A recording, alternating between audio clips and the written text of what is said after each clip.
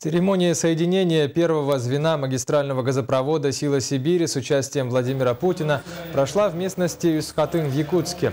По словам главы государства, этот проект даст возможность России не только поставлять газ на экспорт, он даст возможность развивать газификацию своей собственной страны, восточных регионов России, Дальнего Востока и Восточной Сибири.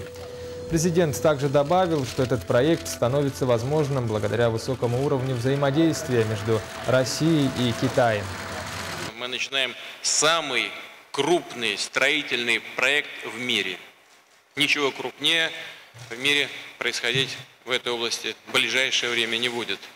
Но дело не в каких-то рекордах, а дело в том, что это чрезвычайно важный проект и для Российской Федерации, и для Китайской Народной Республики. Этот проект даст нам возможность, нам, России, не только поставлять газ на экспорт, он даст нам возможность развивать газификацию своей собственной страны, восточных регионов Российской Федерации, Дальнего Востока и Восточной Сибири. Это даст нам возможность подтолкнуть развитие в этом регионе, да и во всей стране, машиностроения, металлургическую промышленность, трубную промышленность, химическую промышленность. Это огромные капиталовложения, создание новых рабочих мест и высокотехнологичных производств.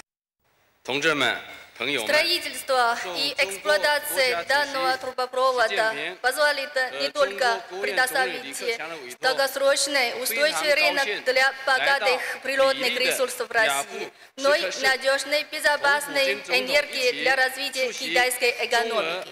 Более того, данный трубопровод также носит очень сильный совокупный показательный характер, который имеет весьма большое значение для освоения российского Дальнего Востока и возрождения старых промышленных баз на северо-востоке Китая.